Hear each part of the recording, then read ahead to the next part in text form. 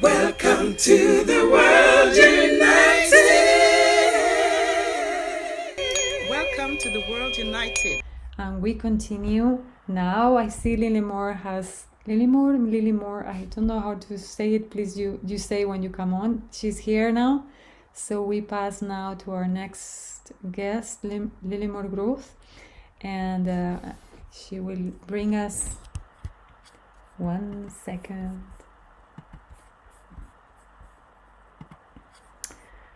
I will introduce her. She's a Master of Laws CEO, ancient wisdom energy therapist, and she will speak to us about the kidnapped feminine power within you. Welcome, please. You can start speaking now.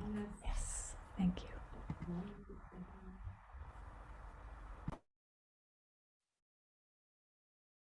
I will introduce her.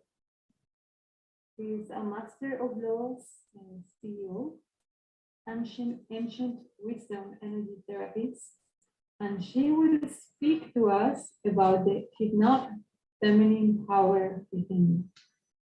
Welcome, please. Thank you. You can start speaking.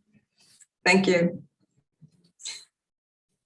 I'm Lillimore Groth. I'm working as a CEO and as you told, I'm Master of Law. So I've been a lot into universal laws and hermetic principles. And I have had the opportunity to walk a lot in several countries around the world with the indigenous people and learn the ancient wisdom. Thank you. So I'm working as a CEO and as you told, I'm Master of Law. So I'm into esoteric and shamanic astrology. And then we work with the legends, the mythology, and also see the masculine and feminine energies as the sacred dance where we create the new.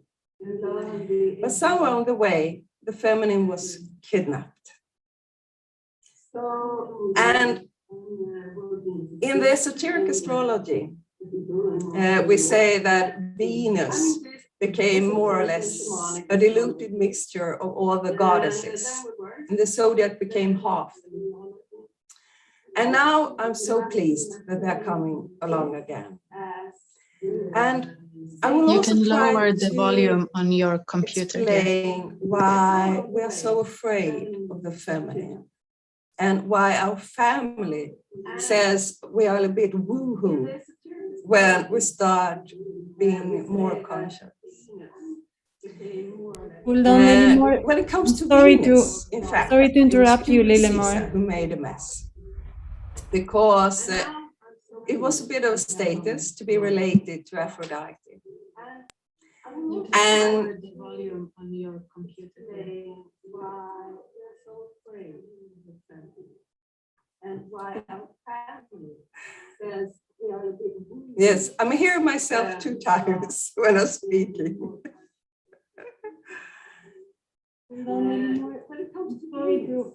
Sorry to interrupt you, Lillimore. Yes, Lillimore, it's like a replay. are you playing? When I'm speaking. Let me speak with her because it's.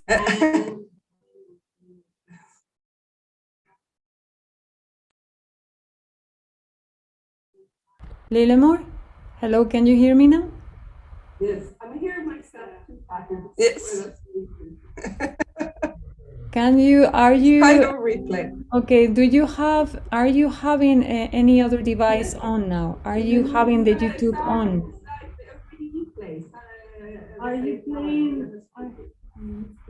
I think it's just lagging very much. So if you just put down the volume, you will be able to speak without getting interrupted by yourself. Yes. Hello, can you hear me now? Yes, I can.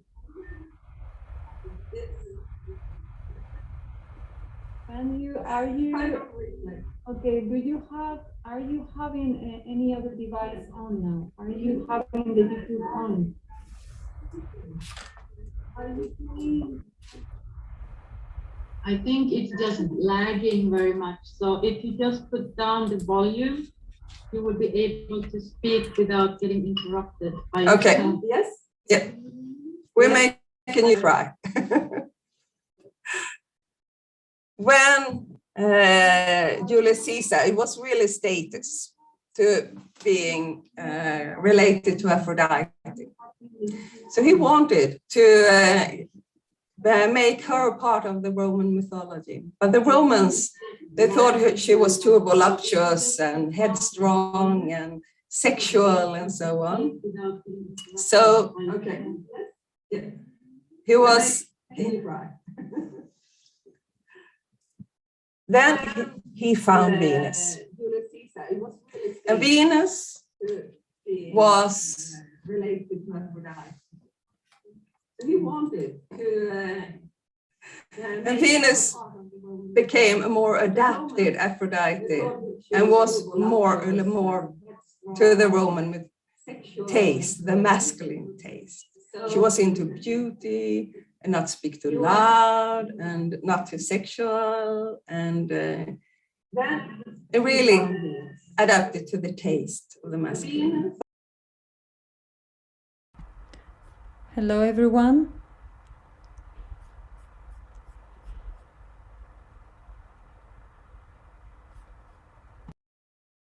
Hello.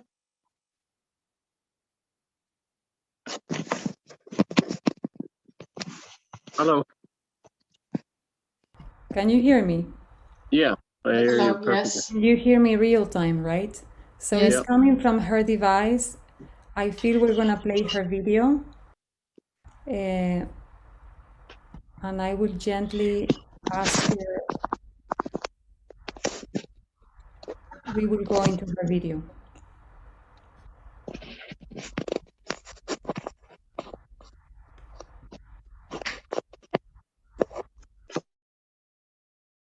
Can you hear me?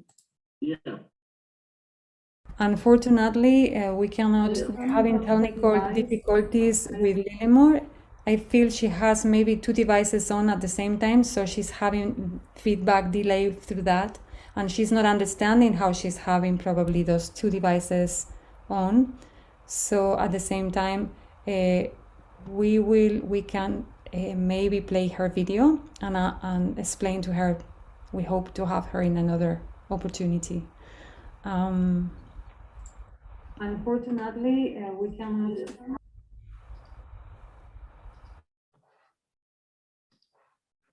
At the same time, so she's having feedback.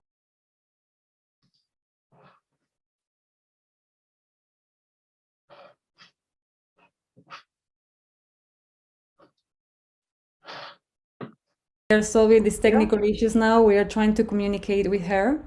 So we will go on and maybe play her video.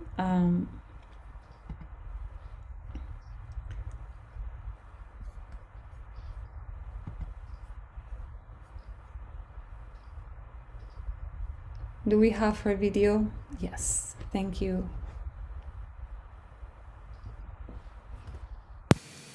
Hi, welcome home to me. I'm Lena Moglu, and I'm going to talk about the kidnapped feminine power within you. I am working a lot with ancient wisdom and with legends and mythology and energies and esoteric and shamanic astrology. So I will talk a little bit about what's going on right now. We have a problem when it comes to astrology because it's quite masculine.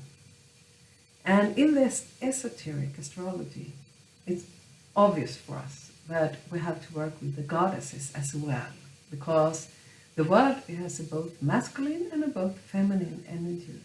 And together they create the universe. The masculine pole and the feminine pole create together something new, a beautiful dance.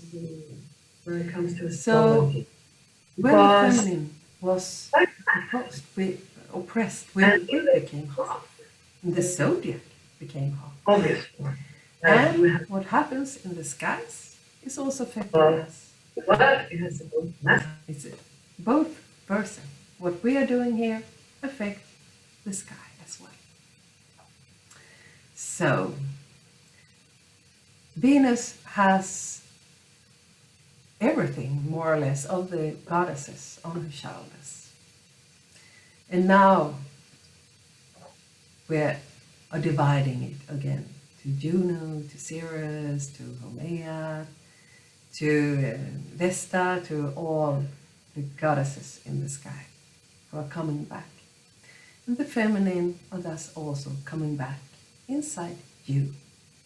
And the feminine is your intuition, is your inner voice, is the wisdom inside that was hidden in your cells.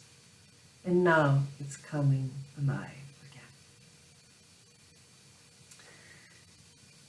In fact, it was Julius Caesar who messed it all up because he wanted power. And then he looked in where he came from, because it was status to go back all of the way to the Trojan War, because it was after the Trojan War that Rome was built. And Aphrodite was there. And Aeneas, who led the Romans to Rome, he's the son of Aphrodite. So Julius Caesar wanted to enter Aphrodite into the Roman mythology. And the Roman, they said, no, stop. She's too vulgar, she's voluptuous, it's too much sexual energy, she's too headstrong. Think Mae West. And so he had to look, Julius Caesar, he had to look for an alternative. And then he found Venus. And she was a very mild and kind goddess of the herb gardens. And he made her the new Aphrodite, the adapted feminine. And she was made and formed to adapt to the masculine taste of the Romans. And Mars, he went through almost the same, but he went into war. He became martial. Even the word martial comes from Mars. And he became a protector of the soldiers. And they had his symbol at a standard, carry a standard in war. And they were carrying around this symbol of a germ. And this germ was about to fertilize the divine feminine. And instead it went to war. And this germ is there to carry the feminine energy into the new that are going to be birthed.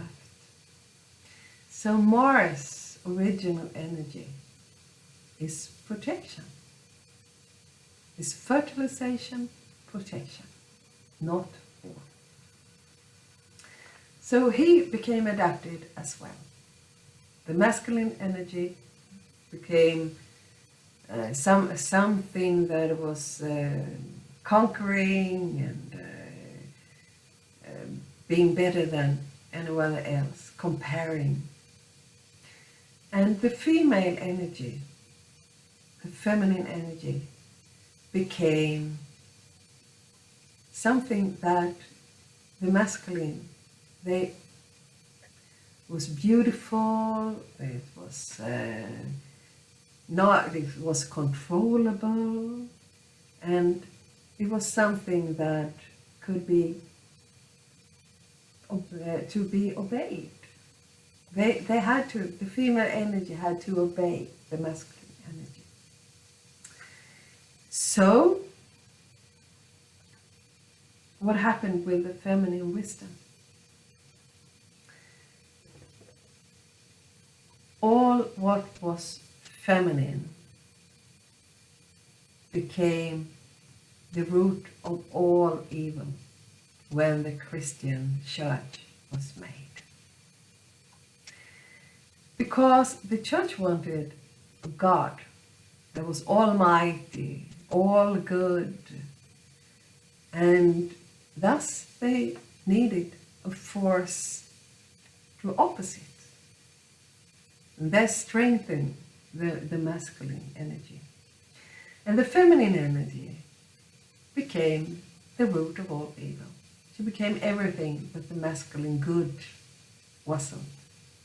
And in the sky, Saturn was really affected. And he was really beloved planet. And Saturn was a god who had a feast, Saturnalia, every year, together with the goddess Oops. And that was in December. And then they dressed in red and ate well, and it was real fun. And for one day, it was all week, and for one day, the servants changed place with the masters. So the masters had obeyed the house rules for one day.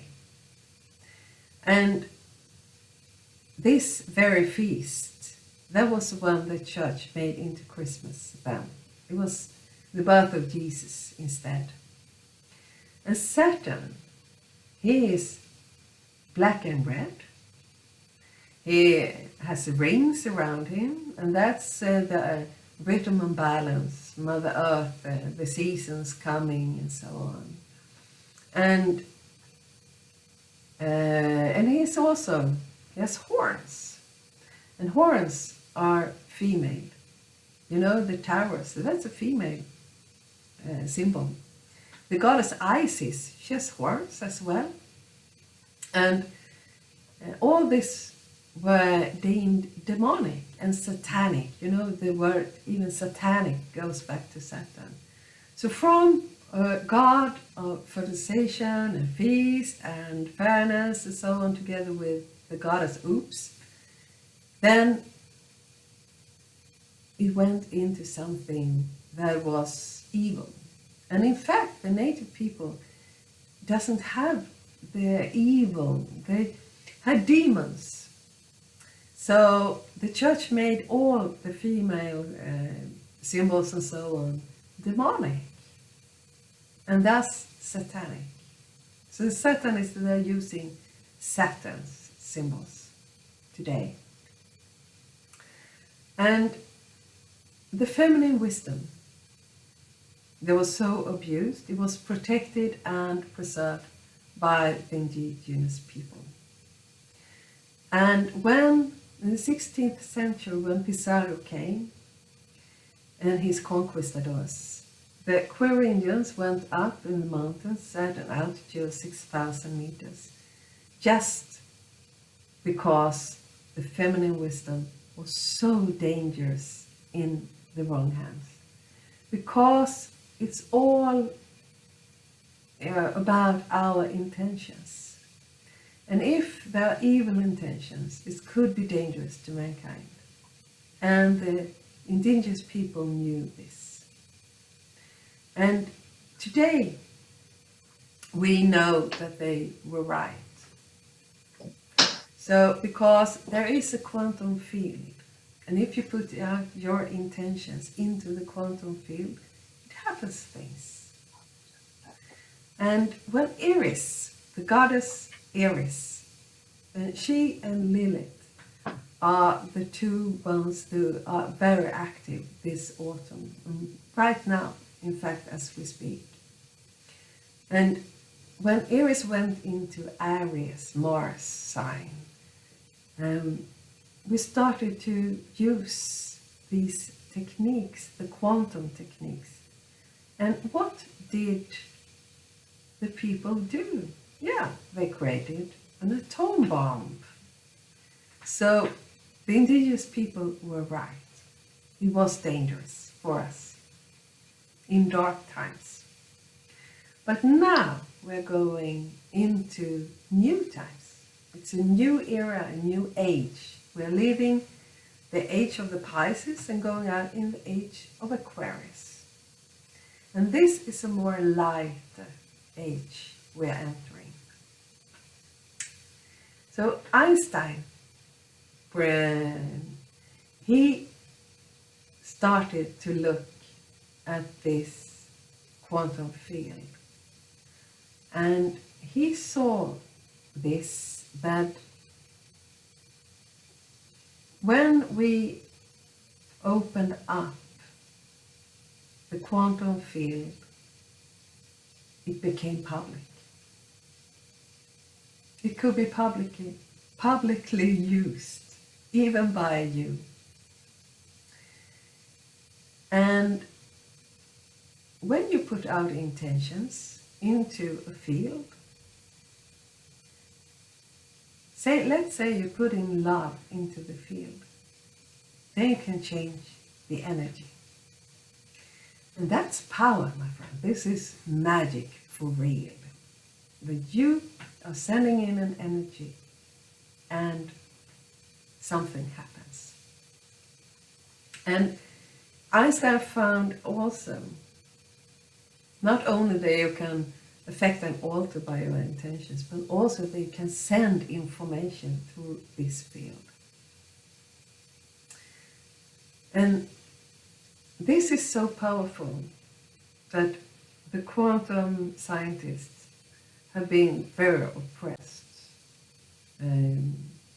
Because if the people get all the power back, what will happen with the administrations? What will happen with the society? So this, my friend, is power. And it's awakening inside you. So who is Lilith, who is awakening inside you? She's your shadow side. She's the parts of you that were far too wild, not adapted by the masculine society. She's the madness inside you. She's your despair. She's your blood, your menstruation, and all these unused opportunities that menstruation blood are Lilith. She knows that you should give back that to Mother Earth, because Mother Earth needs all support. And Lilith is the goddess with black wings. She's the owl that just knows how to act in darkness. And now she's taking you back to your rightful place. And this is wisdom that is hidden in yourself. And if you go inside, you can hear the sound of the feminine voices. You can hear the legends. You can hear the stars and the planets talking about this, the fairy tales talking about your feminine power. And now it's all awakening. And Lilith, she and Eris, they are leading your way. So put your ears to the ground. Hear the ancient women, hear them roar inside you. Hear them, the wild women whisper. And feel your feminine primordial power coming to life. Thank you.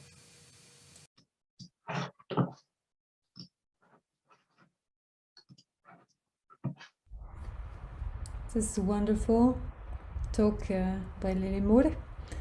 We had some issues there, so we're running a little late now.